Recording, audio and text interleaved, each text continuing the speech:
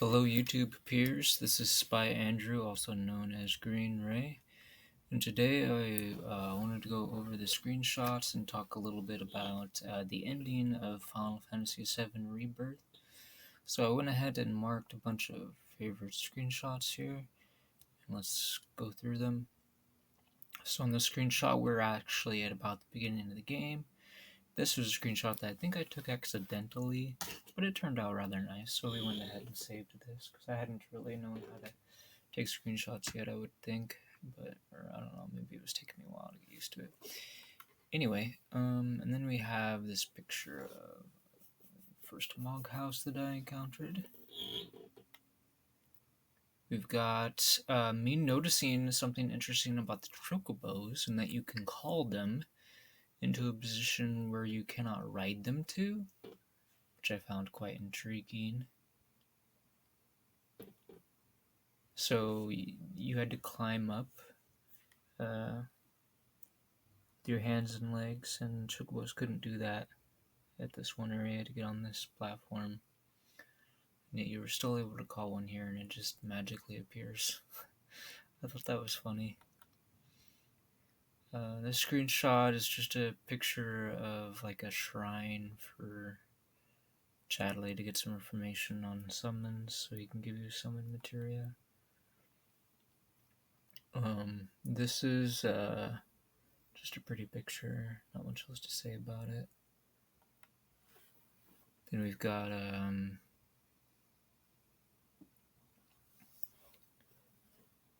that's another picture of the shrine. It's just from farther away. This is mostly a picture of the ground. I just thought the stonework looked really nice. Its patterns and whatever. I thought this was a nice picture of the bench. There's a lot of different bench styles in this game, and like treasure chest styles and stuff. I like that they spice things up here and there. I thought that was pretty cool. This is just a picture of the description of the first like special chocobo that you can encounter. Not too much else to say about it. And then we have some pictures of like the high wind and other vehicles around it.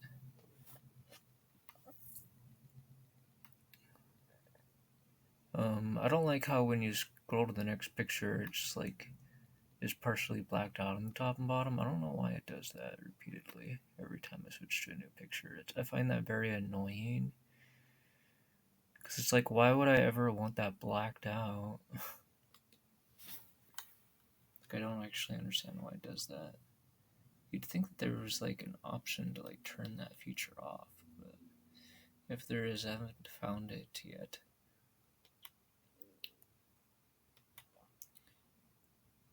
This was a scene where you end up recruiting Yuffie, or Yuffie, however you'd like to say her name. This is a picture of a white baby chocobo, which I thought was interesting. It made me wonder if we were going to be able to ride white chocobos or not. If we are, it won't happen until the third game, I guess, because I've been to pretty much every region, and we haven't been able to ride a white chocobo yet. So you won't have to wait however many years until that comes out. There's a picture of a black chocobo wearing a hat from Kyrie from the first game. This is my first time encountering anything to do with Kyrie, if I remember correctly, in this game. But you can encounter her before you get to this point, actually, if you're actually doing some side quests, or at the very least you can like halfway encounter her. But if I remember correctly, this is where you can see her in person for the first time, which is kind of cool.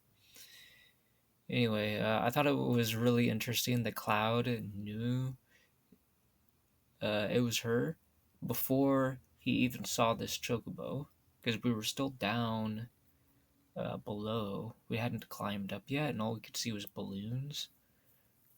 She had balloons all over the place, so it wasn't these balloons that he was looking at. It was different balloons. Anyways, and for some reason he already knew that they were dealing with Kyrie.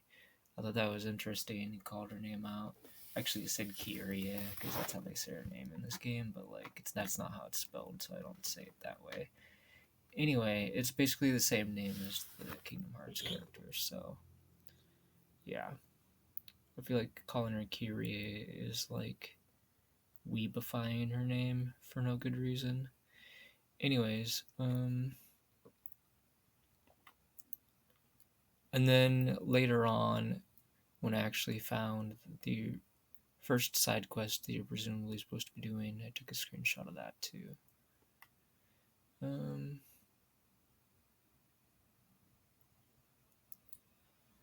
So I think what happened was I backtracked to take this screenshot because I think I'd forgotten to take a screenshot of it earlier. But anyway, it's no big deal. I actually couldn't think of it. I don't know if I did get a screenshot of her in this game. Maybe I didn't. Anyway, here's a cool weapon. It reminds me of like Death Knight's weapon. This was like a reactor at Gungaga. This is just when Kate said like first joined our party, I guess, or something. Maybe I don't know. I just thought it looked kind of cool. The presentation of your characters looks really nice in this game for you having your party. And then here's our party again, but this time we're doing some side quest. And then this is just me showing off a weapon, I guess. I think this was me at Cosmo Canyon, if I remember correctly, and I was trying to figure out how to get to Red's hometown, and I couldn't figure it out. It was around this time, I think, because it looks like it's Cosmo Canyon. Actually, maybe this was while I was in Cosmo Canyon, because right here, there's a picture of us being inside Bugenhagen's place. And we're checking out a mirror because I was just making fun of the mirror because it's not a very good mirror. But then again, it's in a video game, so what do you expect? It would be very difficult to make the mirror work very good, artistic wise. We have this really nice rug. They were able to make that look really nice. So I figured that was worth the screenshot. You have a picture here of like the telescope, and then I'm not exactly sure if this is like a model of like planets and stuff, diagram or whatever. Then we have this is a combination of a few things, I guess. This is showing off like us hanging out in Nibelheim, if I remember correctly. Could be wrong, but either way, he's got the sword, and there are a bunch of these black robed guys around here. And we have this picture, it's kind of just another sword picture. I really liked that sword.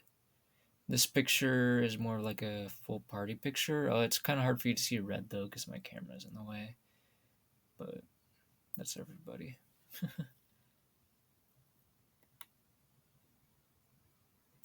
Here's another picture where we're just it's nearly a full party picture. I don't think you see red though, or maybe he's on the left hand side. Yeah, just barely. This one's a little bit better, but it's at a different angle. Anyway, they were in Nibelheim, and then I took a screenshot of the Odin information that you can get from scanning him. I thought that was really interesting. So basically, if you like try to like take damage and heal yourself up, kind of situation, or try to resist damage, it's not very helpful. He's going to go crazy on you and destroy your whole team. So it was a pretty difficult battle, but I enjoyed the challenge. And then this was just a screenshot of 6-person bouts being a thing. So you have to make 2 teams and fight with everybody, which reminds me of the Octopath Traveler 1 and 2, like the final boss in Octopath Traveler 2, if you want to call it that, as well as like the super boss in both that game and in Octopath Traveler 1, I think did something similar, if I'm not too much mistaken. And there's a screenshot just talking about the fight for naming rights and stuff. So it had something to do with like the date that people made a big deal out of. Which, when you beat the game, you can actually adjust that to be whatever character you want, which is really cool. So I appreciated that. This guy appears to be the same guy that knew about chocobo breeding in the original game, but he doesn't really have any information for us about chocobo breeding yet. But whoever he is, he happens to be somebody that got Billy into hanging out at the Gold Saucer and stuff, like racing chocobos and whatever. And so it's because of him that you're able to have like really good support for doing what you need to do in Corel, which is nice. This is like a scenery picture, just whoever was in our party at the time.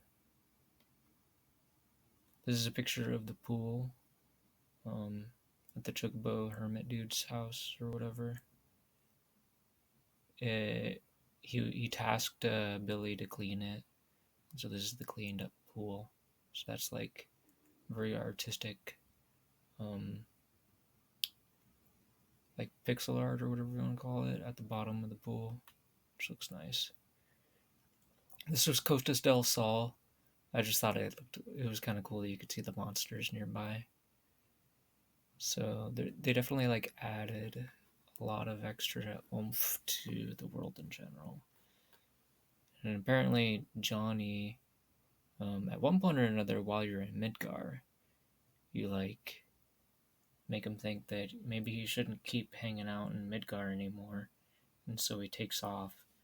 And apparently he took off to this place, and eventually ends up doing some stuff, and you end up helping him out with a mission. And this mission, I won't talk too much about it, but it reminds me of Naruto. And, you know, as a result, like, your ninja gets the relationship boost from that. Anyway, I figured I'd screenshot that because it was really interesting. And we have another scenery thing, except some people kind of aren't really in the picture. Like, it's more than just my current party, whoever that is. So, but I thought it looked nice, so I took a picture of it. And then we have this, which kind of looks like a scene out of Star Trek or something. But that's actually building blocks for the Temple of the Ancients, which is a very strange place. We have a weapon that we found at the Temple of the Ancients. A couple different views of it, and then we have it again here, although in this case this is mostly us just looking at whatever that is. I'd tell you more about it, but I don't want to spoil it for you guys. And then we have deeper into the Temple of the Ancients is essentially the room where you learn all about the black materia and such in the original game. So this is a pretty interesting room. So I felt like it was worth a screenshot. And then we have this scene, which is pretty different from the original. Like, there's a lot of stuff that changed. But one thing that was kind of weird was in this picture, we could hear Cloud laughing or chuckling or whatever. He was acting kind of strange, like not how he usually does. And he was over there, and this was after we had gotten through that previous room that we screenshotted, right? And actually, just as we were getting out of this place, Cloud was already acting like a little bit unusual, but now he's even more unusual. And then we kind of didn't really have any other screenshots between then and here, because it wasn't, believe it or not, this was kind of right about at the end of the game. So Now that we're at this screenshot, though, I did want to go over and change the scene, because here we've got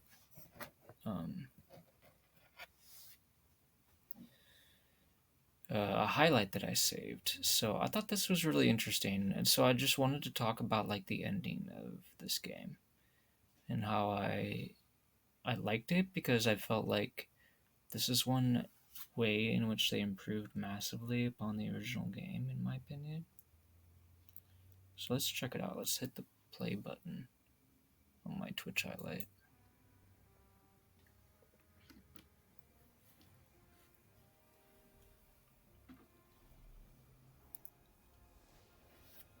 So, I don't know. I'm so confused about like how the story is actually going. They're just caught up in fighting together.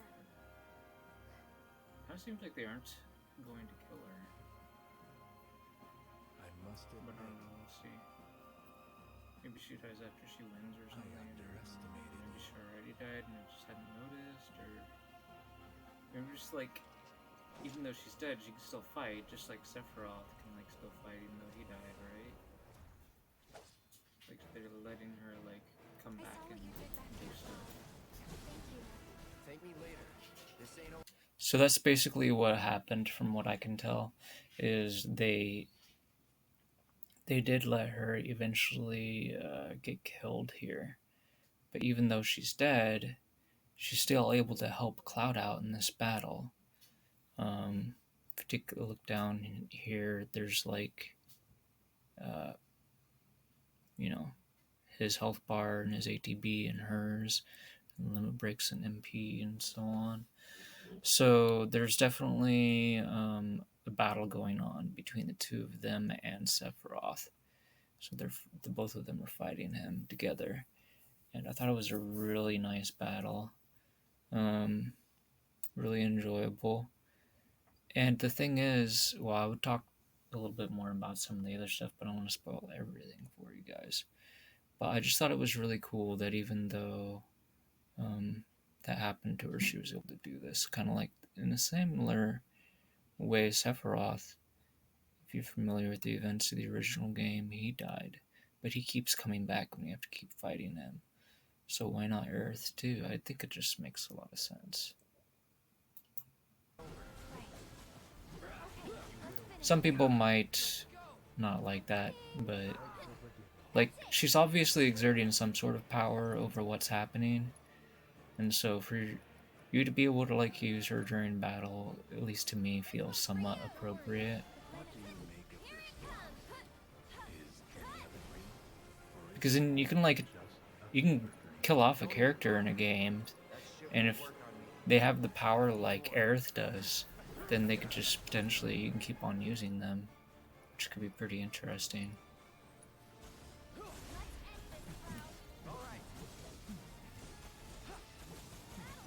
See, we had a very starry area that you fought in. There was a lot of gray in this area.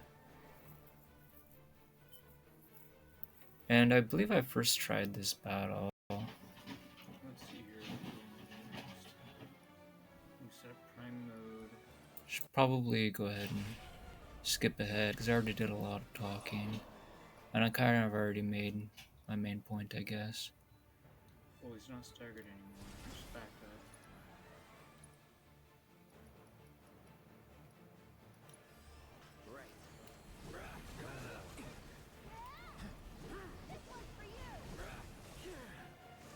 There's invisible walls. I can't see where I can retreat to and where I can't. I'll have to like use Earth's circle on the ground. See, I was commenting on the arena boundary to help us figure out where we can and can't go.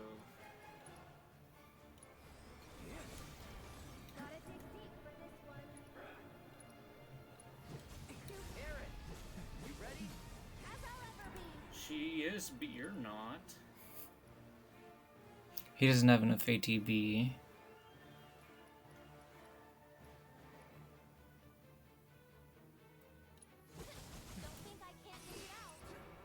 You're supposed to be ready to use focus for stay at that. I was trying to say the 2 words and I was having a hard time with it. Oh yeah, we don't want him to use skewer on us, I think, or grip for that matter. Ooh, horrible.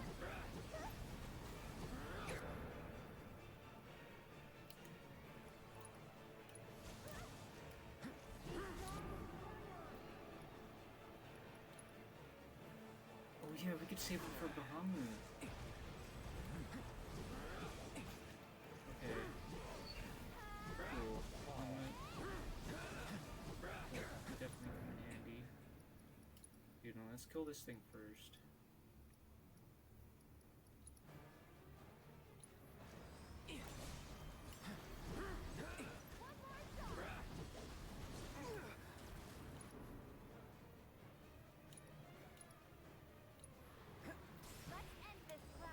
Alright.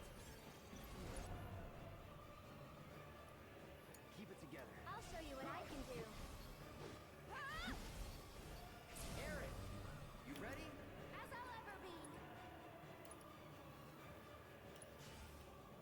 Sorry, but I gotta.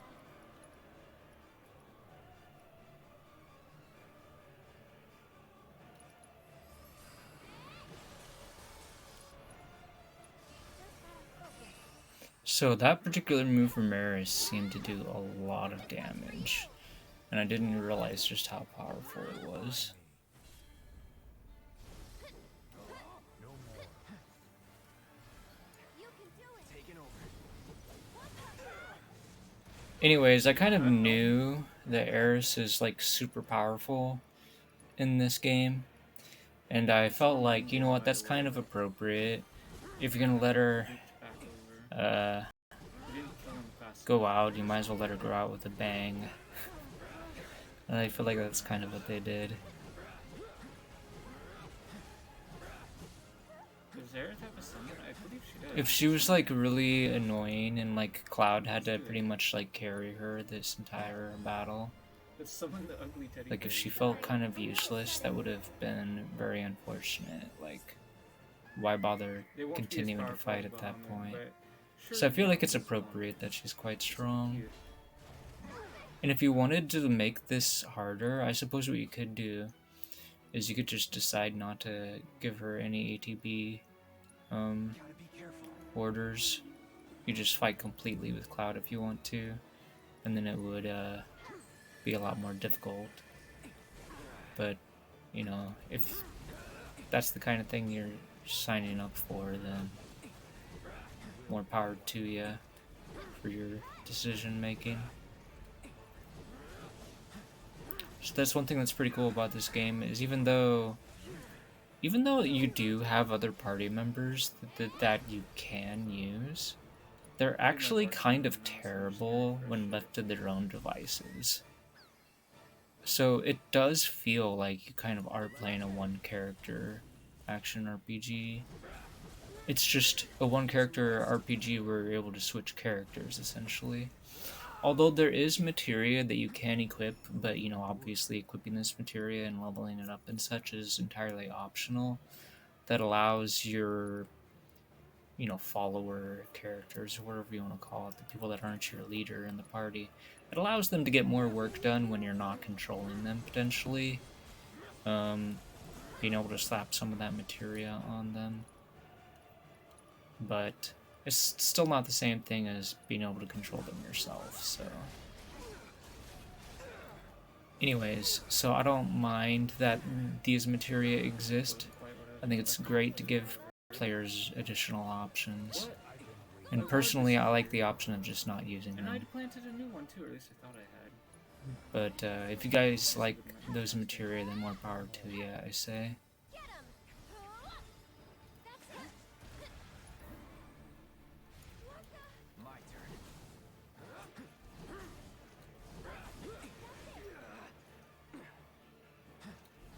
Well, we've almost got him staggered, and Cloud almost has a new range, so that's good.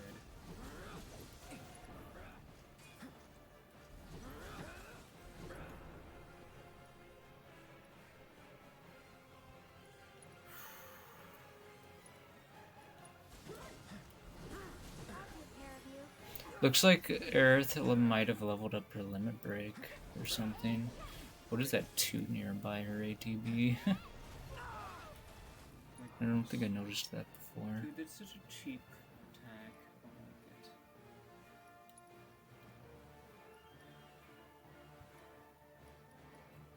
Won't last long. Okay. Here goes.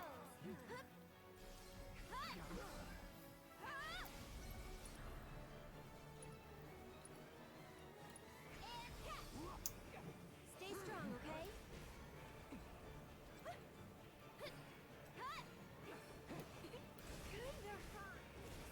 I got punished immediately for teleporting closer to him. Let's end this, Cloud. All right. Take him down. Going in. Heal up first. This one's for you. And then he, like, he's invulnerable. Avoids a lot of my damage at the last moment. Keep it up.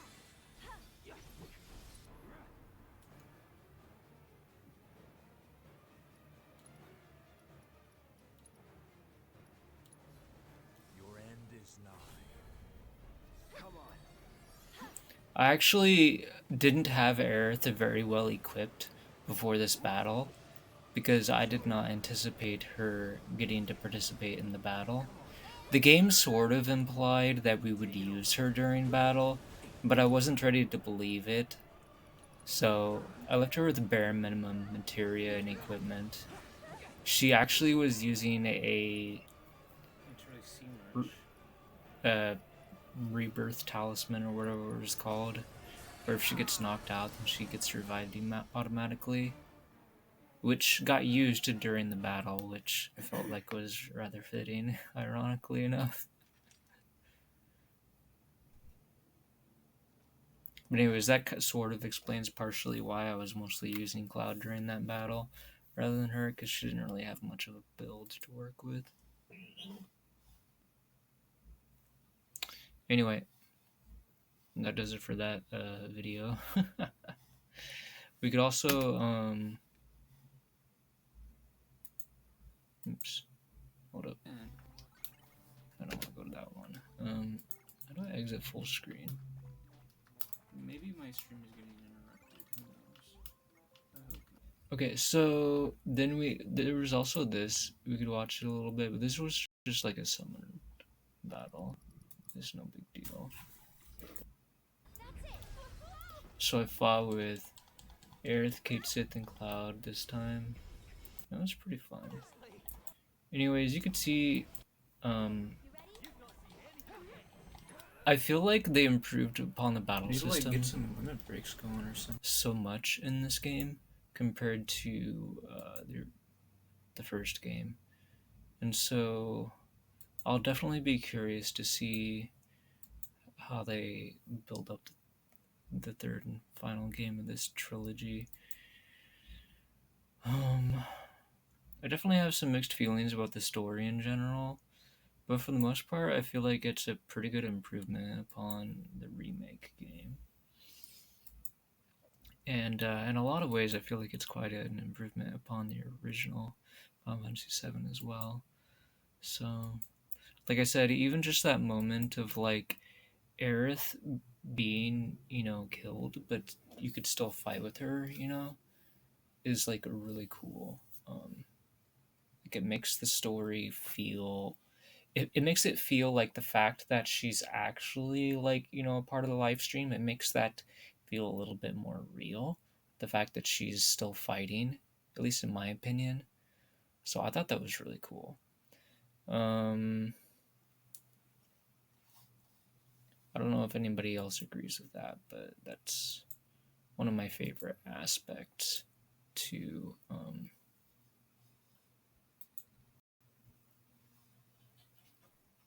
the ending. And another thing that I really liked was, I don't know, some people don't necessarily like this, but I do think it's really cool that you're able to fight the summons to earn them. I think like earning the right to summon them is a really cool feature.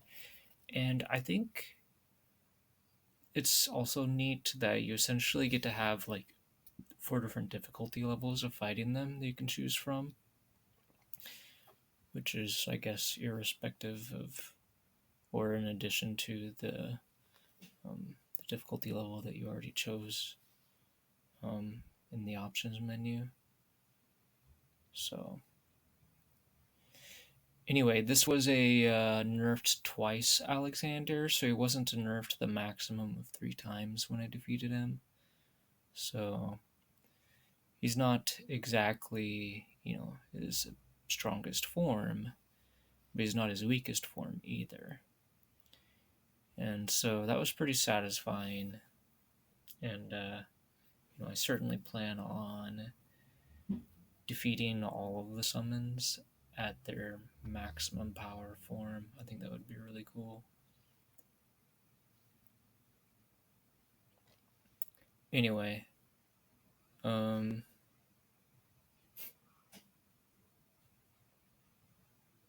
guess we're done with this video. Pretty much have shown you guys what I came here to show you. So, definitely a big improvement. I don't think. I mean, if I were to want to speedrun an RPG, for example, I would probably choose to speedrun this game. I do think it has a lot of good uh, aspects to it that would make it fun to replay again and again. But with that said, I still don't know if I would bother speedrunning it. But in any case, I am working towards getting 100% in Magic Hat right now and plan on speedrunning that sooner or later. I want to get green stars for every boss fight in that game, and then when I do that, I'll feel better prepared for trying to speedrun the game, because I could theoretically use no revives on the bosses and defeat them very fast, and that could theoretically give me some time saves with the speedrun. So anyways, so this next video coming up is actually me showing off a new game that I started playing, a new action RPG. And in this game, I was noticing that we were able to do a lot more platforming even early on in the game than you were able to do in Final Fantasy VII Rebirth. Like here, I start running up the wall. So it's like a sort of like looking for the platform. See, it looks like I found one. I thought that was pretty cool. And there are other characters. There's a flying character that you can use as well. But I'm still like near the beginning of the game, and I just played like 10 minutes of the demo, and so all I have is the information from me playing this for like 5 or so hours or however long it was, as well as playing the demo. So looking forward to playing some more of this, as well as the turn-based RPG that I've been playing too, which is Alliance Alive, a game from Atlas, which in a lot of ways tries to be like a saga game from Square Enix somewhat. Atlas definitely has an interesting development process, I guess you could say, with some of their games, where they decide to take inspiration from a lot of other video games when they design a lot of their stuff. I don't know why we saw that blinking or whatever, but anyway, so yeah, I discovered how to get to an area. It took me a while to figure it out. But like, I didn't realize that you could jump at a wall and then start climbing up it. I figured maybe you needed to run over to it, but apparently jumping over to it is viable. So that's what you see me do right there. That's how I was able to get up to some of these platforms. Otherwise, wouldn't be able to get up to, because if we fall down into the water, then we end up respawning nearby and having to try again, essentially.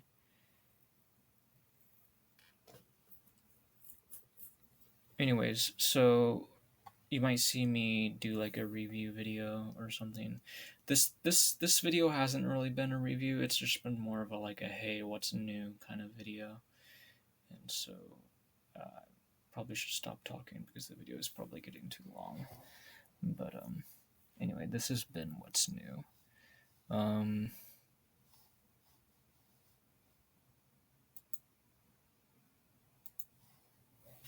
So if I exit full screen mode, we can potentially quite quickly go over this and show off some other stuff that's been happening lately, because why not? We've already like got a little bit sidetracked at that action RPG, so let's check out some other stuff real quick.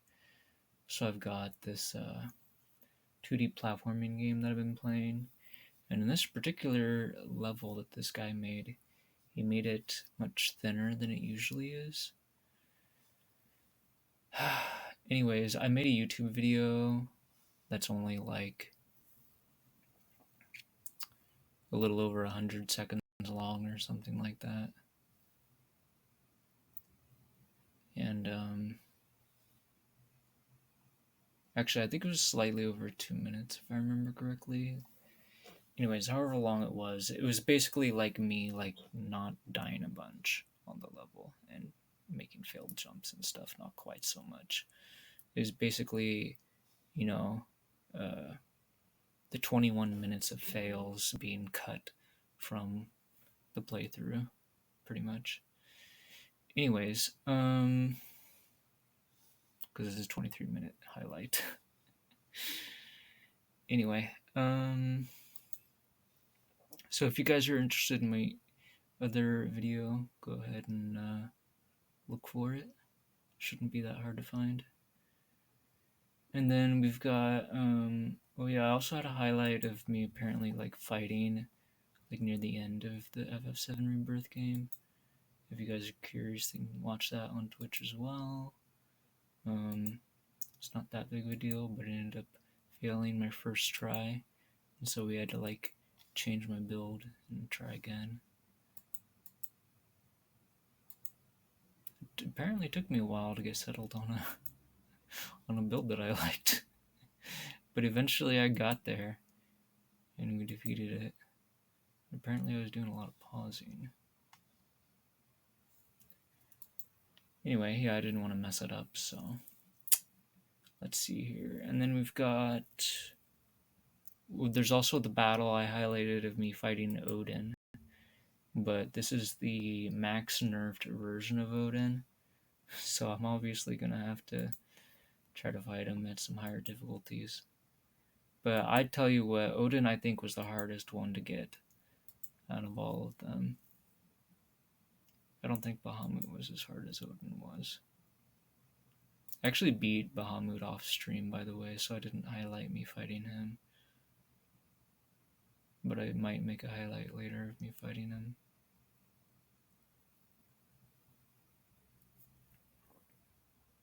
So in this case, I actually used these 3 characters, so there was no Cloud that time. Anyway, and then I haven't made highlights of it yet, but there's also me playing some Magicat recently, and I beat this level, which had a red gem that I could not find in the first room of the level. So every once in a while you get like what I interpret as some pretty unfair red gems in this game. Like they don't seem to give you proper hints or clues as to where it could be, and they hide it from you. And this is one of those red gems where I don't think I could figure it out on my own, and I'd have to ask for help from somebody that's already figured it out. But I still like the game a lot, even though these kinds of things are in the game. I think for some people that like have to collect things and have to feel proud that they managed to do it by themselves, might get unnecessarily frustrated by this kind of game, but I think like it's okay to like challenge like really intelligent people to like figure stuff like this out. Um, like I don't really know how somebody would figure out where the red gem is on this level, but maybe once I figure out where it is, I'll know. But somehow I'm not sure. Anyway, part of me is wondering if it's possible that the red gem is just behind one of those enemies that I didn't kill towards the end because there was like three of them grouped up like that. But anyways, eventually I gave up looking for the red gem. And I went to take a look at some other levels, like this one for example, and tried collecting some red gems or whatever. Eventually, I took a look at one of the levels that I hadn't beaten yet. Where's that at? Here, this one. This one's so weird. This is the only level that I haven't beaten yet. So basically what's happening is these like um sort of like ghost-like creatures are increasing the heat of the platforms. So that way when you touch them, it'll deal damage to you. So it's so weird. And I think you'll take damage if you touch them as well. But you can't hurt them because they're like ghosts and you don't have like ghost form Magicat. Anyway, I believe I've managed to get through the first room or so. I'm not sure how far I've been able to get, but not to the end of the level, obviously, or else I would have seen a boss fight. Anyway, I decided to, put it aside for a little while and play some more of the Atlas saga-like game, for lack of a better way of describing it, the Alliance Alive HD game. And I hadn't really had it. I'd taken quite a break from the game. Like it had been months since I last played it because I've been doing so much variety, and I really enjoyed coming back to it again and continuing to progress the story. So I'll probably be playing some more of that today.